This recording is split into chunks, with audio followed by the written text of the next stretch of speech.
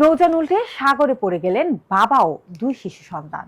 এরপর শুরু সাগরে বেঁচে থাকার লড়াই। 16 ঘন্টারও বেশি সময় সাগরে ভেসে থাকার পর কিভাবে উদ্ধার হলেন তারা, আমি লোপা ইসলাম জানাবো বিস্তারিত।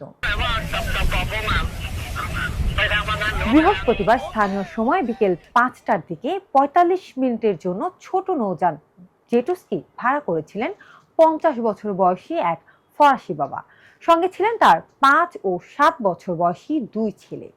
কিন্তু নির্ধারিত সময় পেরিয়ে গেলেও জেটস্কি ফেরত না আসায় উদ্বিগ্ন হয়ে কর্তৃপক্ষকে জানানো হয়।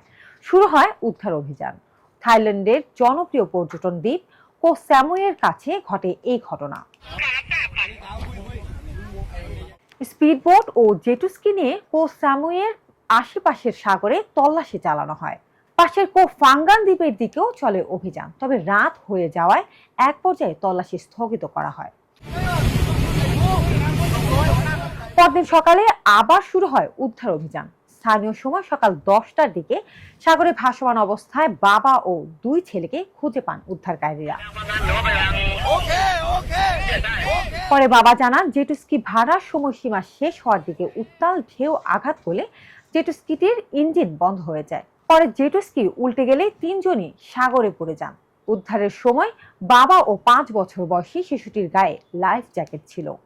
দীর্ঘ সময় সাগরের পানিতে থাকার কারণে তিনজনই ক্লান্ত ও দুর্বল হয়ে পড়েছিলেন এবং প্রচুর পানি গিলে ফেলেছিলেন। উদ্ধারের পর তাদের হাসপাতালে নেওয়া হয়।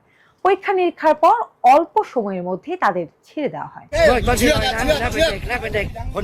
ন্যাশন থাইল্যান্ডের প্রতিবেদনে বলা হয়েছে, ওই পরিবারের মা ও বড় মেয়ে সৈকতে অপেক্ষা করছিলেন। পরে উদ্ধারকারীরা বাবা ও দুই ছেলেকে নিরাপদে তীরে ফিরিয়ে আনেন।